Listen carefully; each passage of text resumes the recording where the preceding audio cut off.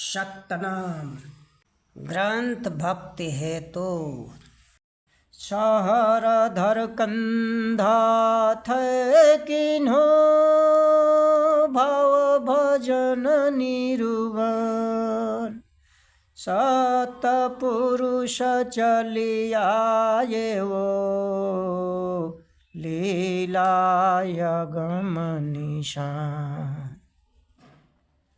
अनित शहर धरकंधा शहर में मुझको गद्दी प्रदान किए, धर्म की गद्दी दिए बख्शे, और वहीं मैंने प्रेम से उस साहब का भजन किया। और साहब उनका लीला यगम है, आओ वही आए हमारे पास। दयावंत दया बहु किन्ना दया करे दर्शन तब दिन। देखी दरस जीव बहुत आनंदा मृगशित कमल मेटा दुख द्वंद। वह परमात्मा परम दयालु हैं, मुझ पर बहुत दया किए और दया करके अपना रूप दिखाए, हमको दर्शन दिए। अब मैं जब उनका दर्शन किया तो मैं बहुत गदगद हो गया, पूर्ण आनंदित हो गया। हमारे आनंद का कोई सीमा नहीं रहा और मेरी आत्मा दिव्य दृष्टि खुल गई। सारा द्वंद्व, दुखों का द्वंद्व जो है समाप्त हो गए। माथा नायरज जो किन्ना शीतल यंग प्रेम रस भिन्ना साहब यगम जो दिन दिखाई अगम रूप दर्शन हम पाई। मैं सिर झुका करके उनसे प्रार्थना किया और हमारा आत्मा बिल्कुल शीतल हो गया, शांति युक्त हो गया, शांति के रस, प्रेम के रस में भिन्न गया, डूब गया। वह जो साहब अगम हैं, उन्होंने अपना यगम रूप हमको दिखाया, उस रूप से हमको दर्शन दिए। अजर ज्योति श्वेत शव छाया परिमल बस सुधा सब धाया। देखियर ध्वज श्वेत निशाना चहु और चमके घटा घराना। उनके शरीर से एक रसी प्रकाश निकलता रहता है और उनके प्रकाश से जहाँ वो रहते हैं चारों तरफ प्रकाश की छाया हो जाती है, इधर का प्रकाश समाप्त हो जाता है और चंदन का सुगंधी की लपट चारों तरफ से आने लगती है। सूरत से वो दिखाई देता है। दिव्य दृष्टि जिसको प्राप्त होती है तो वह सूरत में उस निशान को, उस चिन्ह को देखता है। चारों तरफ जैसे बिजली की चमक होती है, घटा बादल गरजता है, उसी तरह से आवाज़ होता है और बिजली की चमक जैसा चमक होता है। निश्चय जिंदा यगम चलिया ये अगम लीला कोई भेदन पाए। हम कहते हैं कि इसमें कोई शंका नहीं है, वही जिंदा साहब जो अगम पुरुष हैं हमारे यहाँ आए और इनकी लीला सबके समझ से बाहर की है, कोई उनके लीला को समझता नहीं है। चरण धरे वो बहु भांति से निर्केवल निर्भय ज्ञान, प्रेम प्रीति के कारणे आए वो पुरुष यम। यानी गदगद होकर के हम आनंद मगन होकर के उनके चरण को पकड़ा और हमारे अंदर निर्भय ज्ञान हुआ, किसी तरह की शंका नहीं रही, संशय रहित ज्ञान हो गया, मैं बिल्कुल भय मुक्त हो गया। हमारे गाढ़े प्रेम के कारण साहब जो हैं, अमान असीम साहब जो है आए हमारे पास, हमको दर्शन दिए। दया निधि यस बोले विचारी, तुम कारण हम पग ढारी, तुम कारण हम जग में आए, प्रगट रूप हम तुम ही देखाए। तब वह दया के समुद्र परमात्मा दया निधि साहब ने इस तरह से वाणी बोले कि ऐ दरिया, तुम्हारे लिए मैं यहाँ पर आया हूँ, तुम्हारे कारण मैंने दर्शन दिया हूँ तुमको, तुम्हारे कारण वे संसार में मैं पैर रखा और अपना प्रगट रूप तुमको हम दिखाए। जो मेरा वास्तविक रूप है, इसी रूप से मैं तुमको दर्शन दिया। अजर लोक तख्त छोड़ी आए, दीप दीप जहाँ पोप बिछाए, तुम सुकृत हो यंश हमारा, तुम कारण बगुढ़ारा। साहब कहते हैं कि जो एक रसी लोक है, अपरिवर्तन जो अमर लोक है, वहाँ का सिंहासन छोड़कर मैं तुम्हारे पास आया हूँ, जहाँ पर कि हर दीप में पुष्प का बिस्तरा लगा रहता है, वहाँ से मैंने आया हूँ। तुम हमारा पुत्र हो और तेरे कारण मैं यहाँ आया। दया निधि यश बोलहि वाणी, सुनी वचन गद गद दिलयानी। वह दया निधि परमात्मा ने इस तरह से वाणी जब बोला तो सुन करके वचन मेरा हृदय गदगद हो गया, मैं आत्म विभोर हो गया, रुआ रुआ जो है फरकने लगा।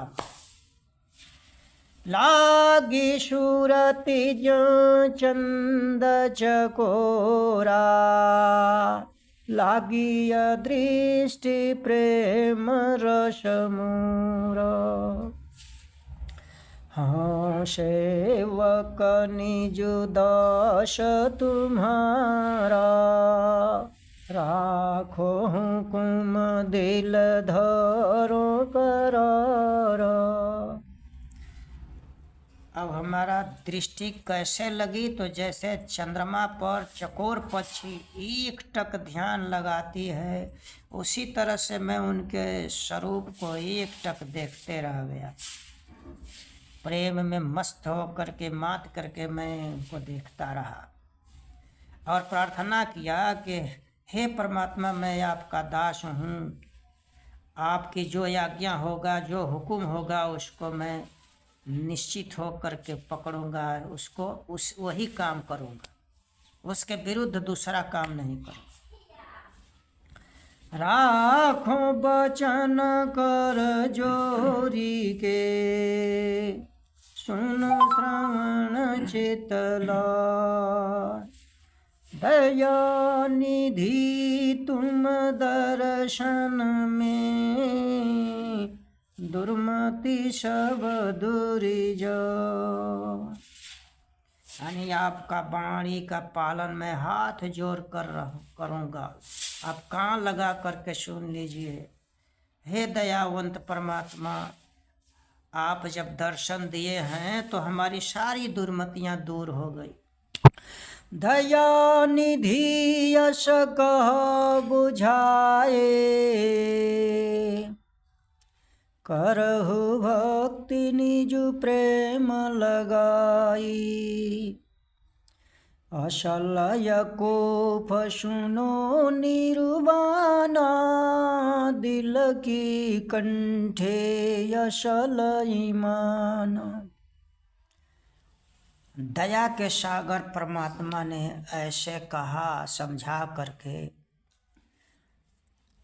कि ऐ मेरे पुत्र, प्रेम के साथ मेरा भक्ति करो। निर्वाण पद प्राप्त करने का असल ज्ञान सुनो। जिससे निर्मुक्ति प्राप्त हो उसका असल ज्ञान मैं बता रहा हूँ। दिल की कंठी असल ईमाना, अपने अंदर पूर्ण विश्वास रखो। पूर्ण विश्वास और श्रद्धा के साथ इसी का कंठी बना लो, विश्वास का। असल यकूफ करहु तुम दासा, देखत जम के उपजे त्रासा। मूल यकह है न कसारा, चहु और दिशे रंग करारा। कहते हैं कि असल ज्ञान, हे मेरे दास, हे भक्त, तुम असली ज्ञान अपने आप में प्राप्त करो। असल ज्ञान को जब धारण करोगे तो यमराज जब देखेगा तो उसको भय हो जाएगा, तुमसे डर कर भगेगा। मूल यक, जो मेरा मूल नाम है, जो कोई उसका वर्णन नहीं कर सकता, अक्षर से परे है, वही सार या नख है, वही दूरबीन है। और वह जब प्राप्त हो जाता है तो चारों तरफ वह परमात्मा का असल रंग, चारों तरफ उन्हीं का छटा दिखाई देती है। अपरिवर्तन जो वस्तु है वही उसके नज़र में आता है। और जा करहि चरण शिर नाये, यजर लोक सब कहि समझाई। चापासन दिग हो चितलाई, तन छोटे छपलोक समाई। तो सतगुरु जब सिर झुका करके, उनके चरण में सिर झुका करके प्रार्थना किए, अजर लोक के बारे में पूछे तो सब साहब ने सुना दिया। और कहे कि तुम ये सत्य का जो छापा है, जिसका भेद मैं तुमको बतलाया, इसको अपने चित्त में हमेशा धारण करो। ऐसा करोगे तो शरीर छूटने के बाद तुम छपलोक में चले जाओगे। सहज जोग निजु शब्द है सारा, छापा सनदि मोहर टक सारा। जाके छापा मूल निशाना, सो जीव जाय छप लोक समान। कहते हैं कि सहज जोग क्या है सुनो। ये अंकुरी पदार्थ जो जमीन से उगती हैं, जिसमें हिंसा नहीं है, उसके द्वारा अपने शरीर का पालन करते हुए, अब मूल शब्द जो मेरा मंत्र है, यही सार जो है, इसी को तुम ग्रहण करते रहो। यही छापा सनद मोहर टकसार है। जिसके पास यह मूल इस सत्य के छापा जो मूल छापा है, इस पर जो निशाना लगाएगा, इसको याद सुमिरन करेगा, वह जीव छपलोक में चला जाएगा। करही सलाम यर जलवलाए, छपलोक के कथा सुनाई। छपलोक के कौन स्वभाव, कौन विलास शहर के ठाम। जब साहब इतना बात कहे सतगुरु से, तो सतगुरु दरिया साहब अब सलाम करके उनसे फिर प्रार्थना किए कि हे साहब, हमको छपलोक की कथा सुनाइए। क्या सुनाइए? तो पूछ रहे हैं कि छपलोक में जो चला जाता है वहाँ उसका स्वभाव कैसा रहता है, छपलोक का स्वभाव कैसा है वहाँ का, और कौन सुख वहाँ होता है, कैसा सुख है वहाँ जाने पर जीव सुख भोगता है। शहर यमर जहाँ सबे बिलासा, पुष्प विमान है अगर सुवसा। अमृत झरी चहुओर से आवी, चाखे प्राण बहुत सुख पावे। साहब कहते हैं कि जो अमर शहर है, वहाँ जीव को जो सुख चाहिए, जो आनंद चाहिए, सभी प्रकार का वहाँ इसको आनंद मिलता है। और सबके लिए पुष्प का विमान होता है आने जाने के लिए, और अगर का सुबासी, अगर का खुशबू चारों तरफ जो है वहाँ मिलता है। अमृत की झरी चारों तरफ से आती है, लपट आता है, आत्मा उसको चीखता है और बहुत सुखी होता है, बहुत आनंदित होता है। दया दीप जहाँ पलंग सुभाषा, बैठे जीव सब करहीं बिलासा। सतगुरु का जो स्थान है, जिसको दया दीप कहा जाता है, वहाँ पर पलंग का बिछौना रहता है। पलंग जो रहता है फूल का बिछाया जाता है, और उसमें से सुबासी निकलती है, बहुत सुंदर सुगंध निकलता है। उस पर जीव बैठते हैं, आनंद लेते हैं।